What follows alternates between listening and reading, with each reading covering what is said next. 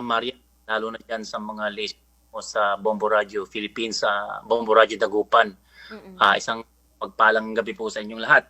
At samantalahin ko na yun, Bombo Marian, ano? Okay po. Pati at pamilya dyan sa San Carlos City, Pangasinan na sa awa tulong ng Diyos ay ilang kalagayan. Magandang gabi, Bombo Marian. Okay po. Ayun, magandang gabi rin po, Sir Marlon, at maraming salamat po sa pagpapaunlak ng panayam po ngayong gabi. So, ito nga po, hingi po kami ng ilan po mga sitwasyon at update po, Sir Marlon, ngayon dyan po sa Hong Kong. Dito po sa mga nararanasang mga matitinding pag-ulan at kung saan nagiging mga nababasa natin, nagiging dahilan na rin po ng pagsasara pansamantala ng mga eskwelahan, maging operasyon din po ng ilan pong mga organisasyon ay apektado din po, sir. Yes, Bombo Marian, ano, sa ngayon, last week at saka this week, parang ang Hong Kong Island o dito sa Hong Kong ay nakaranas ng parang pang-apat na black rain storm ngayong buwan na ito, ano, nag-umpisa yan last week, tsaka ngayon, I think ngayon, Tuesday, pang-apat na ito if I'm not mistaken. At yun nga, ang mas lalong apektado dito, Bombo Marian, ay doon sa tinatawag naming New Territory side of Hong Kong. Kasi kung yung maalala, ang Hong Kong ay nakahati sa tatlong island. Mm-mm. Yung Hong Kong side, Kowloon side, at saka New Territory Island. At doon nga sa New Territory Island, ay nandun yung talagang mga bulubundukin, parang mga countryside area. So doon nagkakaroon ng mga landslide, mga pag-clog ng mga drainage, at saka mga iba pang mga, I think sa mga water reservoir, wala pa namang umaapaw. So Mm-mm. dito sa Hong Kong side, although may mga lugar na apektado like diyan sa Repulse Bay, sa Stubbs Road kung saan ako pumapasok araw-araw, ano, parang nagkaroon ng slight o temporary clogging ng mga drainage, kaya bumaba, may biglang flash flood kung tawagin na Bombo Marian. Mm-mm. Okay po. And bali, ilang araw na po ito na na-experience po, sir? Sorry. Bali pang-apat na araw na ito kung akong aking susumahin, bali Mm-mm. parang apat na araw na ito na nagkakaroon kami ng yun nga, black rain. Mm-mm. So actually, yung mga public transportation at saka mga iba pang mga form of transport, hindi naman suspended. Unlike sa mga typhoon signal number 8, talagang sinususpend yan yung mga Mm-mm. transportation. So tuloy-tuloy pa rin yung aming pasok sa trabaho, pero may mga mangilan-ngilan na may mga government offices, lalo na yung mga ibang small supermarket, nagsasara kasi nga, yun nga, although hindi naman apektado doon sa kanilang lugar, pero yung kanilang dadaanan ay napaka-risky. Mm-hmm. Mm. Okay po. So far dun sa halos 4 na araw na yun na nararanasan po yan, Sir Marlon, may mga reported na po ba or may mga naitatala pong mga injured, nasaktan, or ano po mga casualties, sir? Ito ang nakakalungkot, Bombo Marian. Kanina lang Mm. napanood ko sa news around on or about mga 1 p.m., merong isang taxi na nabangga ng isang transport bus. Ang masama nito, Bombo Marian, tourist na Pilipino yung nakasakay dun sa taxi. At I think, dun sa report na nabasa ko is parang namatay yata siya, Bombo Marian. Tourist siya. Natsambahan niya itong black rain na ito. Ang nabasa ko dun sa news ay yung taxi driver ay parang sumakit yung kanyang dibdib at hindi niya namalayan na naka-red light pala yung stoplight dahil nga crossing yon. And then eto na yung rumaragas ang na bus. So tinamaan, hit talaga. So namatay yung ating kababayang Pilipino doon. Hindi ko nalaman kung ano yung pangalan niya, Bombo Marian eh. At saka Mm. doon sa may parting Syungsu yata, may mga yati doon, may isang Chinese old man din na parang namatay, Bombo Marian. Yun lang ang parang casualty na nabasa ko. Although, alam natin na hindi masyadong hindi masyadong suspended, maaring siguro nagkataon lang dahil nga sa flash flood, pero yun nga, sinabi ko, hindi sinususpindi ng Hong Kong government yung kanilang daily activities, mga businesses. May mga mangilan-ngilan lang na sarado. Okay po. At nakakalungkot naman po sir, no, yung na-mention niyo pong balita nga na nalaman niyo po no sa mga reports na sakto pa po talaga na yung kababayan nating Pilipino po yung eto nasawi po sa naturang insidente, sir. Yes, oo, tourist siya. Kaya nakakalungkot ito nababasa ko na ang sabi ng ating mga kababayan, although kami kasi hindi rin kami makalabas pagka mga ganyan, Mm. nagde-depend ng mga reports ng mga Hong Kong news. So, yun, nakakalungkot ka.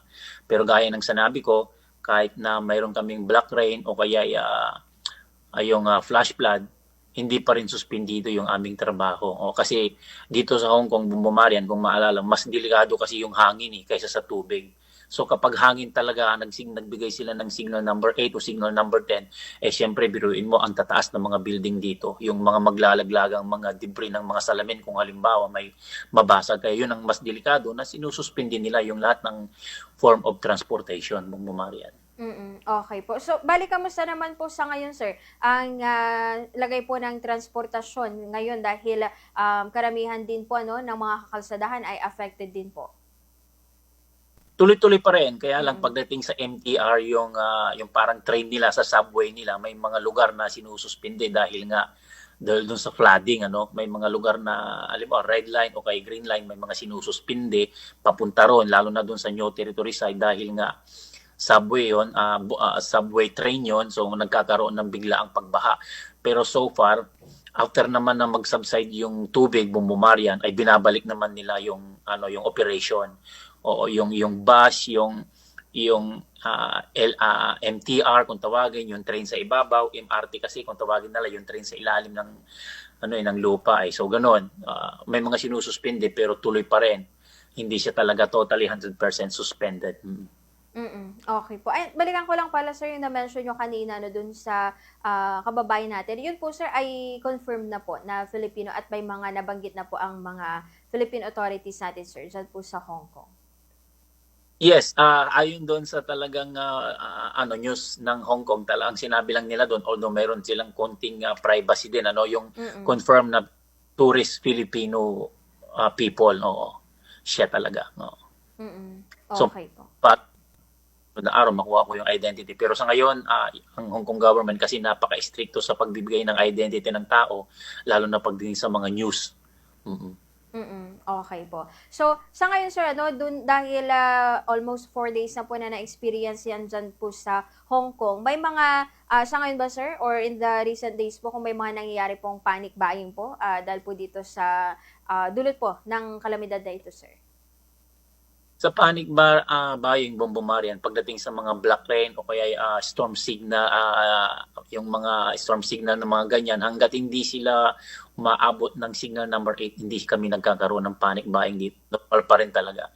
So, lalo ng mga Chinese people, hindi rin sila nagpa-panic buying. Mga mga signal typhoon lang talagang nagpa-panic sila, lalo na pag dumating ng 8 o kaya 10. Pero kapag mga itong black rain o kaya yung storm signal, walang gaanong panic buying, Bumamarian. Okay po. So parang itong mga uri po ng kalamidad na ito, yung black rain po, Sir Marlon, ay parang typical or usual lang po ano sa mga taga dyan, sir? Parang usual na to, Bumamarian, kasi Mm. dito pag sinabi nilang black rain, yung flash flooding talaga, biglaan at saka mga landslide. Yun ang terminology nila ng black rain dito sa Hong Kong. Unlike kung sa ibang lugar, yung term nila ng black rain kasi halimbawa may mga volcanic eruption dahil doon sa mga ashfall na yan. Tapos yung mga halimbawa, pag may mga burning forest, pag umulan, mga ganun ba, yun ang term nila sa other country ng black rain. Pero dito sa Hong Kong, pag sinabi nilang black rain, flash flooding talaga at saka landslide talaga yung iniiwasan. Kaya nagde-declare sila ng storm black rain, Bumamarian. Pero may mga ano sir, ini-evacuate po or mga in-evacuate po na kinailangan sir. Yes, kanina doon sa isang bus na na-trap dahil nga nagkaroon ng landslide, parang 43 people yung sa double decker na bus, tapos inalis ng mga pulis kasi aabutan na siya ng flash flood na-stuck siya dahil may landslide. Ngayon inevac yung mga nakasakay doon sa bus na yon para hindi natamaan ng flash flood. Pero yung sa bahay evacuate, wala, Bumamarian, kasi dito sa Hong Kong halos mga flat mga bahay dito, mga condominium style kung tawagin dyan sa ating Pilipinas. Nasa matataas na floor, 13th floor, 40th floor, something like that. Pero yung evacuation mula doon sa kanilang flat, madalang mangyari yun, Bumbumarian. Mga mga flash flood ang ini-evacuate like MTR, subway, mga ganyan. Okay po. So, dahil itong black rain nga po na na-mention po ninyo, Sir Marlon, na parang typical man siya na nangyayari po dyan sa Hong Kong. Ito po ba, Sir, ay base sa experience nyo, ilang mga araw siya tumatagal or gaano nagtatagal po ito yung epekto niya, Sir? Ngayon, the whole day is umulan. Meron lang bahagyang tumigil ng mga 1 oras, 2 oras. Pero yung humidity kasi ang malupit dito eh. Yung malakas na yung ulan, tapos pag tumigil, yung humid, yung parang foggy, tapos malagkit yung parang umuusok yung hangin, mga ganon. So, ano pa rin, parang hindi ka makagalaw masyado. Pero tuloy-tuloy pa rin ang trabaho. And then, bukas magkakaroon ulit ng black rain kasi mayroon kaming tinatawag ditong Hong Kong Observatory. Kung halimbawa dyan sa Pilipinas, equivalent to parang pag-asa. Nagbibigay na sila na bukas, uulan ulit. Mamaya magkakaroon ng storm warning ulit, black rain ulit, mga ganon. So, kung ngayong araw na ito, if I'm not mistaken, pang-apat, including last week, baka madagdagan pa, Bumbumarian.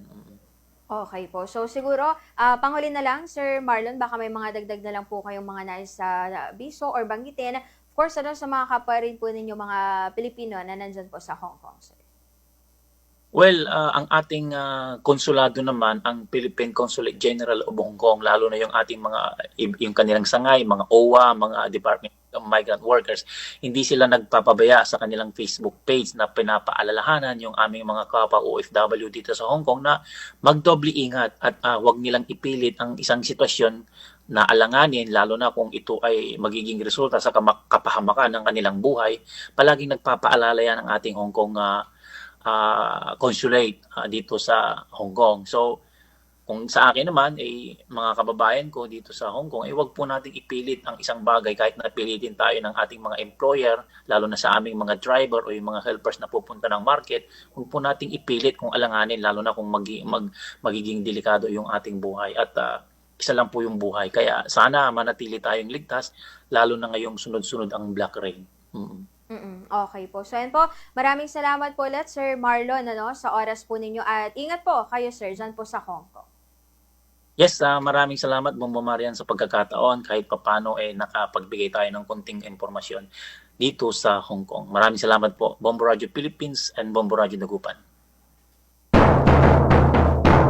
At mga kabombo, ayan po, nakapanayan po natin si Sir Marlon Pantat de Guzman, ang ating Bombo International News correspondent sa Hong Kong, kaugnay nga dito sa mga nararanasang